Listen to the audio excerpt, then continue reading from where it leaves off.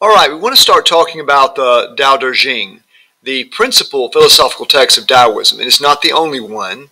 Zhuang's and Lide's are important ones that come later, and there are many, many others. But the Daodejing is the most important, and probably your test question and a paper one question, the quote will probably be from the Daodejing. So we want to start exploring that in pieces. I've included a Daodejing online link here, and there are many translations, and the one I like best that's pretty popular is by Stephen Mitchell. And so you have access to it. There are 81 verses. Here are all of them. The whole Daodejing can be read in a day or an afternoon. We're going to look at a couple of verses at a time. And I want to start today, obviously, with the first one, which says, "The Tao that can be told is not the eternal Tao. The name that can be named is not the eternal name. The unnameable is the eternally real. Nothing is the origin of all particular things." Naming is the origin of all particular things. "Free from desire, you realize the mystery. Caught in desire, you see only the manifestations. Yet mystery and manifestations arise from the same source. This source is called darkness. Darkness within darkness, the gateway to all understanding." Okay, so right away, this first phrase, "the Tao that can be told is not the eternal Tao. The name that can be named is not the eternal name." This is simply, I think, emphasizing that the Tao is transcendental. It is the transcendent. It is not a deity, but it is the transcendent, and we're struggling to know it and see it. But in fact, by virtue of being the transcendent, it's not seeable. Certainly not by rational thought. The unnameable is the eternally real. Again, it's the transcendent.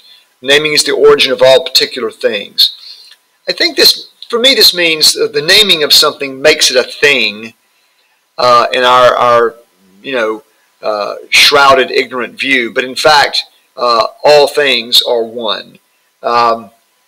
Free from desire, you realize the mystery. Caught in desire, you see only the manifestation. So here's this sort of antipathy to desire, which sounds a lot like Buddhism. Now, this does not come from Buddhism. Buddhism and Taoism are concurrent during the axial age, but this is one of those ideas floating around.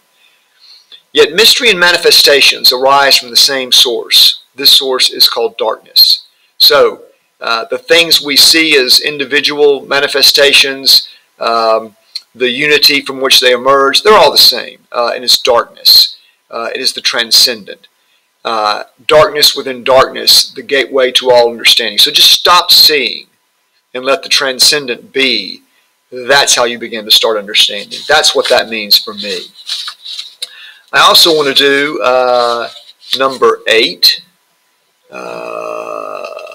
which is right here, which is one of my favorite verses. I think of it as the water verse.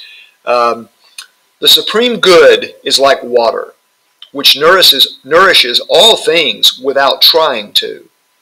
It is content with the low places that people disdain. Thus it is like the Tao. In dwelling, live close to the ground. In thinking, keep to the simple. In conflict, be fair and generous. In governing, don't try to control. In work, do what you enjoy. In family life, be completely present.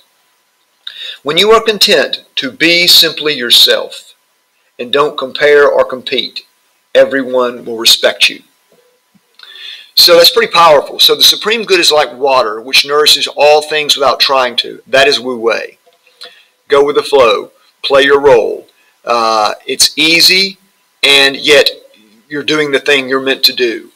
It is content with the low places. Water follows the course of least resistance, and that people disdain. Thus is like the Tao. People may say, "Oh, you're indifferent. You're not living up to your potential. In fact, you are being exactly what you're supposed to be." And I like this phrase, this stanza here. "In dwelling, live close to the ground, like water. In thinking, keep to the simple. Don't overthink it. That's not Wu Wei. In conflict, be fair and generous. In governing, don't try to control."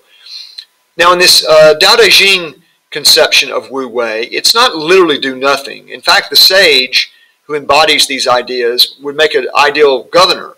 But he would govern with a laissez-faire type of governance. That's Wu Wei.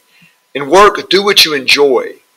I like that. Don't do something lucrative and impressive because you think you should. Do what you want to do. That also is Wu Wei. You're going with the Tao in regard to your own individual nature. In family life, be completely present. Just be there, going with the flow. When you are content to be simply yourself, that's the most important 3 words of this verse, I think. Be simply yourself. And don't compare or compete. Everybody will respect you. That is Wu Wei. Be what you are, and people actually will be impressed by that more than you try to be something else. And that is today's glimpse into the Daodejing.